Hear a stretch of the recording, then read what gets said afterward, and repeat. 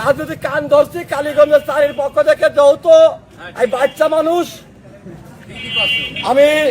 আমি তো ফিরে যোগ যে কোনো একজনের সমাজে কাজ করতাম, যেহেতু আমরা ধানেশ্বরী প্রতীক, আমি শহীদ জিয়ার আদর্শের কান্ডারি, তাই আজ জেলা চারিত্রে এই দুই প্রার্থীর মধ্যে একজনের জন্য প্রতীক না পাওয়ার কারণে আজকে আমি কান ধরে বিএনপি থেকে ত্যাগ করছি। কারণ ঢাকা সিটিতে মায়ের মতো লোক ট্যাগের ভর যখন নিতে পারেনি, তাহলে জেলা চারিত্রে ট্যাগের ভর নেবে কোন কায়দায়?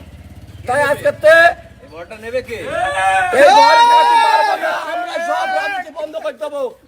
তিনি কালীগঞ্জে বাস্তবায়নের রূপরেখা 17 বছর যে রাজনৈতিক ঠেকায় রেখেছিল বিএনপি, তাকে যদি মনোনয়ন না দেওয়া হয়, এই ছিল সর্বশেষ আমার। সারা জীবন আজ 17টা বছর আন্দোলন সংগ্রাম করেছি ফিরোজের সাথে থেকে, আজ ফিরোজ নমিনেশন পাচ্ছে না, এটাই আমার বড় কষ্ট। আজ বহিরাগত একজন আমাদের কালীগঞ্জবাসীর প্রতিনিধি হবে এটি আমরা আশা করিনি।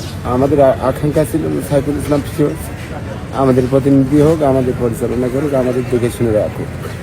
দীর্ঘ 17 বছর যেভাবে দেখে রেখেছে এমনিভাবে যেন উন্মুক্ত আমরা থাকতে যাই।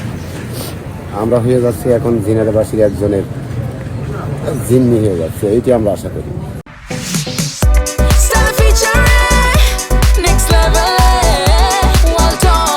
Side by side fridge